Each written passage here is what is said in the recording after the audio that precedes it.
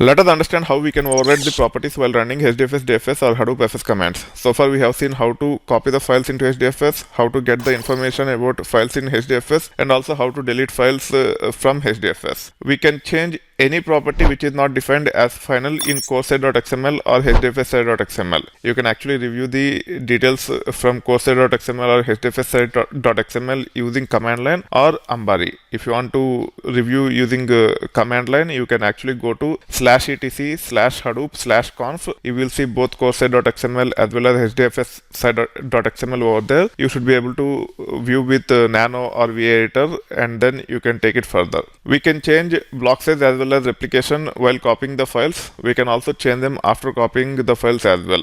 We can either pass individual properties using -d or bunch of properties by passing XML similar to coursera.xml or hdfs.xml as part of --conf. Let's copy a file which is nothing but data crime csv rows.csv with default values. The file is split into 12 blocks with 2 copies each, as our default block size is 128 MB and replication factor is 2 if you do not override them. Let's copy first without overriding them, and then we will see how to override them, and we will actually review whether the block size and replication factor have changed or not. In this case, I am creating the folder user itversity crime csv. First, let me validate whether the folder already exists. For that, I can say hdfs dfs-ls user and then crime. Let's see if it exists. If it exists, we will drop and then create. It already exists, and hence let me drop it. To drop, I can use -rm -R. I wanted to do skip trash so that it will not be returned to recycle bin. Let me delete it. Now the folder is deleted. Now I am creating the directory. Then let's review the source file, which is nothing but data crime csv. Let's run this. You can see the rows.csv file. You can see it is approximately 1.5 GB. Now we should be able to run this to copy the file into HDFS. If you want to get the details in readable format, you can also use ls-lhtr. Then it will be showing in GBs rather than in bytes like this. You can actually run this once again once the copy is done. The copy is done. Let's run this.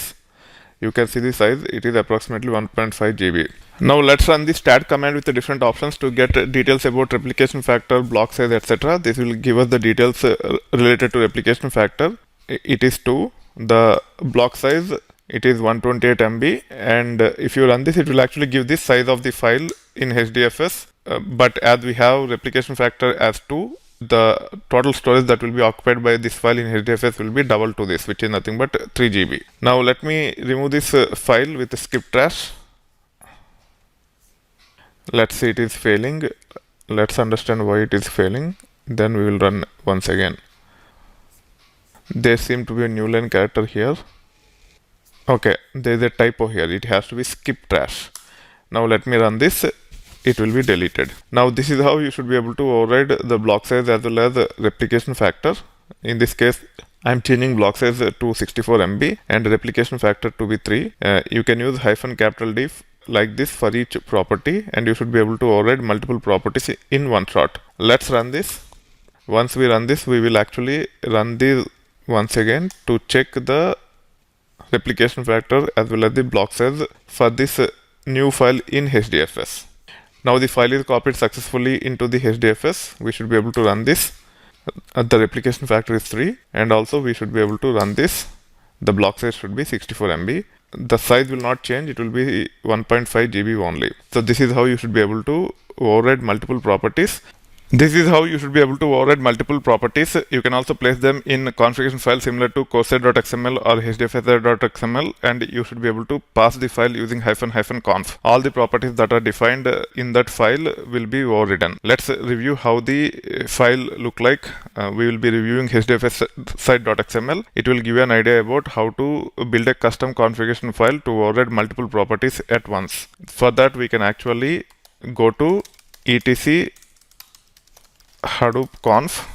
This is the location where we have the configuration files. Let's add / at the end and run this. You should be able to see the details here. We can review hdfs site.xml. Let me just say cat and go to the file. It's an XML file. The content will contain the XML data. So let me say %% sh, then cat etc hadoop conf hdfs site.xml. You can run this and you can see the output here. So the main property has to be configuration. In that you can have properties like this. For your reference, block size is this. You should be able to see the replication also. Let's search for it.